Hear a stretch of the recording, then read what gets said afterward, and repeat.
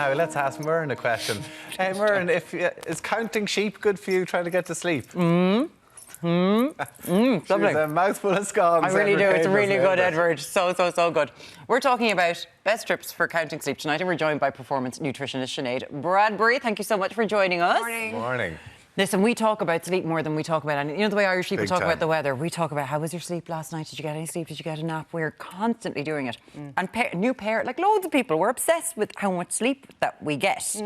So 8 hours sleep, that's what we've always been told. Is that real? You need 8 hours sleep? Yeah, for most people, it's between 6 and 8 hours sleep. For elite athletes that I work with a lot, they need 9 hours sleep. And for young children and adolescents, they need 10 hours sleep. So it's also down to the quality of our sleep as well, not just the quantity of the hours.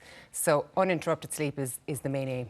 Okay, so if you have children and stuff, that obviously impacts it. Yes.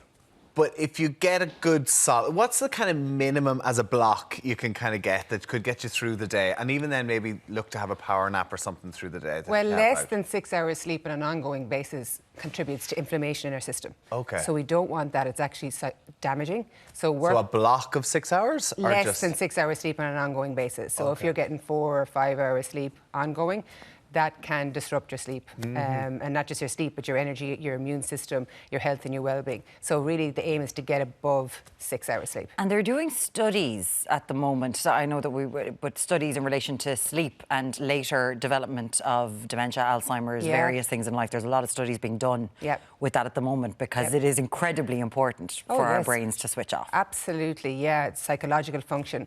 And a lot of you were talking about obesity there. Really, lack of sleep is linked to obesity as well. Like we've two hormones, ghrelin and leptin, that are associated with appetite. And ghrelin is overproduced if we're not getting good sleep. And that makes it very difficult to be satisfied from our food. So if you're sleeping well, you can manage your appetite that bit better.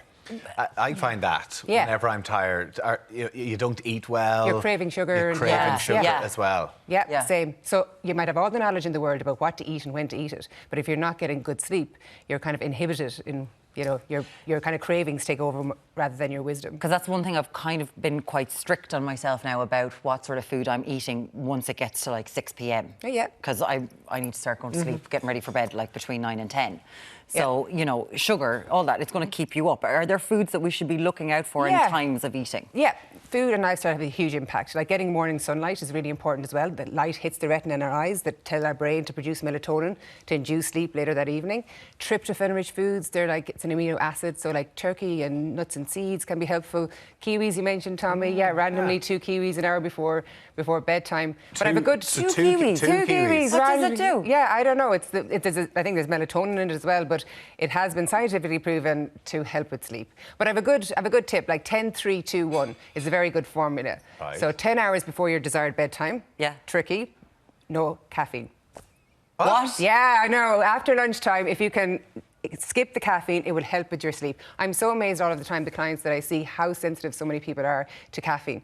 So I tried to give up for Lent, it didn't work. So what, that's the 10, 3, the 2 and the 1? No, that's 10 hours. That's 10 hours. That's enough, right, okay. I know, it's challenging, but it can help if you're really serious about getting better sleep. So 10 hours, I have switched to decaf. 3 hours, no large meals. So our digestive system kind of shuts down closer to bedtime, so if we're eating large meals, it can tax our digestive system. So say people go to bed at 10 o'clock then in the evening, so from 12 o'clock on, no tea, coffee.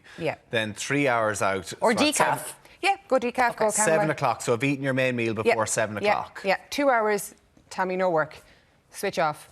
No phones? Well, 1 hour. That's where the 1 comes in. No electronics, 1 hour. Okay, so what do you encourage? Kind of reading books? Yeah, switching off, baths, showers, music, friends, talking. So 10-3-2 is the... No work. No work, and 1 is the... No so it's an easy formula and it works because it's compounding what you're trying to do. And then on top of that, supplements help here. So can we talk a little bit about this? Because I swear every single time that I look like my eyes are hanging out, I get messages from people going, are you taking your mag? Are you taking your magnesium? Constantly. And I think I've tried every sort of magnesium. Yeah, well, I have some supplements today from Horan's Health Foods. And the first one I have there is Prize Mag, Muireann, and that's magnesium bisglycinate. Okay, so there's different types of magnesium. But that's the one linked to really good sleep. It's combining glycine and magnesium. This is the one I've heard about, Yeah. So that's just a tablet? Yeah, tablet. About two tablets about 2 hours before your desired bedtime. And what that does, and all the supplements I brought today, is like it really helps that busy mind just to switch off. So it's not going to knock you out as such.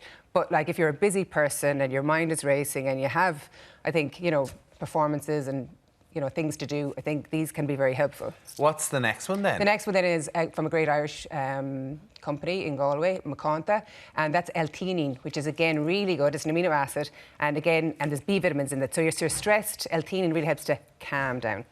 So that's something I would integrate into my own home life. Sometimes I do a lot of speaking and talking, and I think that helps me just to relax a little bit. And if you wanted to take it for sleep, to help with your mind with calming down, is it the sort of thing that you take it 2 hours before your desired bedtime? Generally, you take them in conjunction with each other? Sinead. Which, like say the magnesium and the L-theanine? No, the L-theanine has magnesium in it as well. Gotcha. So there's different blends. The Melissa Dream here then has like chamomile in there. I think it has a little bit of L-theanine in there too. So that's a lovely blend again. Same with the Vogel drops there, dormiacin. 30 drops in water, that's hops and valerian, and then we have rhodiola there as well from Terra Nova brand, so that's really good for stress response. So what they're all doing, they're gentle, but if you're overstressed and busy, these help to just calm. Because I kind of think of chamomile tea, things like that.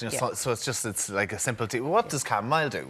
It helps to calm, but I think the best thing, what I say often when I'm working with clients, is like to go hard on the gentle stuff. Like chamomile tea isn't going to knock you out. A bath sometimes isn't, but if you put them all together and you're working on lowering your caffeine intake, you're working on exercise, you're working on balancing your blood sugar levels throughout the day, you're getting morning sunlight. I know it's difficult to do all these things, but it's the mix that really has the impact on your sleep. Do people really need these? They can be helpful. Okay. I find myself when I was talking to a young mother there that takes the Prize Mag.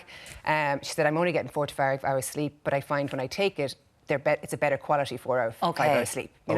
So it's not going to knock you out for 9 hours or 10 hours. Like CBD oil and things like that, or even melatonin tablets. Are you able to get those as well? There's research there to support those. Yeah, I just find over-the-counter stuff that you can get in your health food shop is kind of a bit better. A little bit. It's not a one-size-fits-all, but it's gentle. But it's effective if you combine it with the other lifestyle side of things. Because Sinead, like in your work, do you have people talking about their sleep all of the time? All of the time, and I bring it up all of the time because it's the game changer, it's the starting point, it has the biggest impact on your physical and your mental health, it stops you craving sugar, it helps you to be a better version of yourself. I really do believe that because you're not as volatile and challenged. And it's very much down to discipline. That's the big thing. Like, if you can stick to that 10, 3, 2, 1, it's not guaranteed you're going to get a good night's sleep, but you're giving yourself the best opportunity to do that. Exactly. And like a lot of us kind of like good food or crave good food, and we like our vegetables and our salads, not all of the time, of course, but I personally have to use discipline when it comes to sleep because I'm as likely as anybody to scroll, It's so easy. It's at our most tired, but we have to just be a little bit regimental because it has a good impact, and it's lovely to get into bed and to sleep well. And it's lovely, especially when you're someone who can't sleep and you sleep beside someone who can drop off like that. That's when I think I might murder. But you watch television for so long as well, and so easy. If you have your phone beside your bed, you hear it buzz. Like, there's so many distractions in the bedrooms nowadays. There are. A calming space in a bedroom as well is important. Give ourselves the best chance. Listen, Sinead Bradbury, thank you so much for coming in to talk to us about all nutrition and sleep. So I can't take sleep. them all together to knock me out, no? Is that a bad thing? Just take one. 2 kiwi fruits. I'm just going to take all of these tonight. Nice I won't show up tomorrow. It'll be fine. Exactly. Tommy's like, take them all. Don't show up tomorrow. I'll be delighted. Sinead Bradbury, Performance Nutritionist, thank you so much for joining us.